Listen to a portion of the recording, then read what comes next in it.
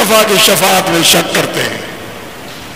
یاد رکھو, کان کھول کے سنو, اور چیلنج سے کہہ رہا ہوں, میرے مصطفیٰ نے فرمایا جو میری شفاعت میں شک کرے گا قیامت کے دن میری شفاعت میں کوئی حصہ نہیں ہوگا. جبکہ شفاعت کے بیان میں کئی بار کر چکا ہوں, کبھی انشاءاللہ پھر بیان کروں گا. حدیث و قرآن سے ثابت کروں گا کہ مصطفیٰ کی شفاعت برحق ہے, اور آج بھی مصطفیٰ کی دنیا میں بھی شفاعت ہے, قبر میں بھی شفاعت ہے, قیامت میں بھی شفاعت ہے. حضور کا ہم وقت ہمارا ساتھ ہے, ہمارے ساتھ ہے.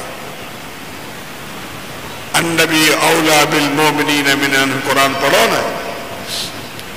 خلیل دیوبندی کے پیر و مرشد خلیل امبوڈنی نے تعذیر الناس میں اس کا ترجمہ پڑھا کہ النبی اولا بالمومنین, دیوبندی کا ترجمہ بتا رہا ہوں, اور ان کے پیر و مرشد مولانا خلیل احمد امبوڈنی کا تعذیر الناس کے اندر لکھا ہے, دکھا سکتا ہوں.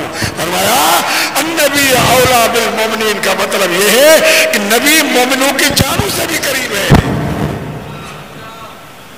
یہ ٹاپک اگر لے جاؤں گا دور چلی جائے گی. النبی اولا بالمومنین, اٹھاؤ اشرف علی عالمی کا ترجمہ, مولانا عبد القادر مولانا اسحاق کا ترجمہ, دیوبندی اٹھائے ان کو ترجمہ. نبی مومنوں کی جانوں سے بھی قریب ہے. ذرا غور کیجئے گا. اور اللہ کیا فرما رہا ہے؟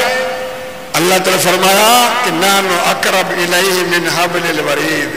قرآن ہے یہ, کوئی خبر نہیں پڑھا, حدیث نہیں پڑھا کہ آپ کہیں کہ وہ حدیث ضعیف ہے. قرآن پڑھ رہا ہوں. النبی اولا بالمومنین, نبی مومنوں کی جانوں سے بھی قریب ہے. اور اللہ فرماتا ہے کہ نحن اقرب الیہ من حبل الورید, ہم آپ کو اپنی جان کی شارک تک تمہیں قریب ہے. شارک ہے, جان ہے. اگر جان شارک کو کرے تو جسم ہے, یعنی حضور ہمارا جسم اوقات اور قالب و قلب سے دور نہیں ہے. اس لیے ہم علماء چیلنج سے کہتے ہیں ارے دور سے سننا خدا کا کام نہیں ہے. سمجھ رہے بات کو؟ دور سے سننا خدا کا کام نہیں ہے. نبی سنے, ولی سنے. اس لیے کہ میرا پہلا سوال یہ ہے, اگر خدا دور سے سنتا ہے پہلے یہ بتاؤ خدا تم سے کتنا دور ہے. پہلے مجھے یہ بتاؤ. خدا کی دوری ثابت کرو تو میں آگے مسئلہ بناؤں. خدا کی دوری بیان کوئی نہیں کر سکتا. خدا تو شارک سے قریب ہے. تو کس کو پکار رہے ہو تم؟ دور سے خدا تھوڑی دور ہے. نہیں, خدا دور نہیں, خدا تو قریب ہے. خدا جان و مال شارک سے بھی قریب ہے. اگر دور ہے تو مصطفیٰ کو کہے چلو مصطفیٰ مدینے میں ہے, مدینے میں دیکھ کر ساری دنیا کو وزٹ کرتے ہیں, دیکھتے ہیں. یہ بھی آپ کو ان کی کتابوں سے حدیث سے ثابت کر سکتا ہوں. بہرحال بات دور چلی جائے گی. یہ صرف نظرہ ہے. اس سے علامہ بھٹائی نے کیا فرمایا؟ بھٹائی صاحب 1000 سال پرانے بزرگ ہیں. بھٹائی کو جانتے ہیں نا؟ کون نہیں جانتا بھٹائی کو؟ کہ آج آمد پانے وچ امیم فرق. احد احمد, احمد کا میم نکالو کیا ہو جائے گا؟ احد ہو جائے گا. تو بھٹائی بڑے پریشان ہیں, کہتے مقام مصطفیٰ دیکھو مسلمانوں, صرف وہ احد ہے, یہ احمد ہے.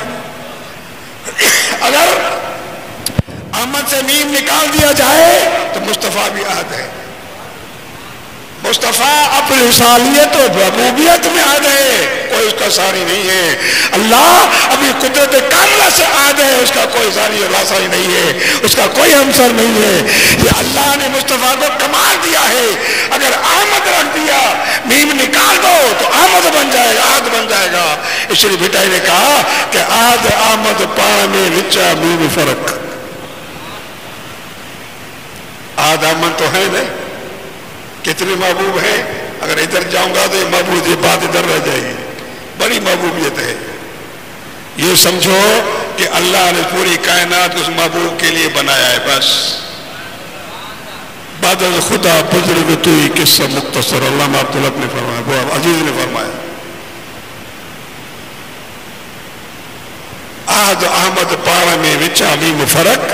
آہے مستغرق عالم انہی کال میں، دنیا اس میں پریشان ہے، مستغرق ہے، سمجھ نہیں پاتے کہ اگر میم نکالے تو مصطفیٰ بھی عہد ہو جائے۔ اللہ تو ہے ہی عہد، مگر اللہ نے بیچ میں آمد کے بیچ میں میم فرق رکھا ہے، وہ عہد ہے یا آمد ہے۔ اور آمد کی معنی کیا ہے؟ سب سے زیادہ حمد کرنے والا، سب سے پیارا تعریف اللہ کرنے والا۔ اور محمد بھی معنی بھی یہی ہے کہ الذی یومد حمدن بعد حمدن، ہم وقت دیکھو تو مصطفیٰ اللہ کی تعریف کر رہا، دیکھو رات میں دیکھو تو عبادت کر رہا، دن میں دیکھو تو اللہ کی تسبیح ہو رہی ہے۔ اس لیے کہتے محمد الذی یومد حمدن بعد حمدن، اللہ کے نبی محمد کی معنی یہ ہے کہ یک بعد دیگر ہر وقت دیکھو تو مصطفیٰ اللہ کی تعریف لگے ہوئے ہیں۔ اور اللہ کے جو صحیح غلام ہیں نا، وارث نبی، جسے مولوی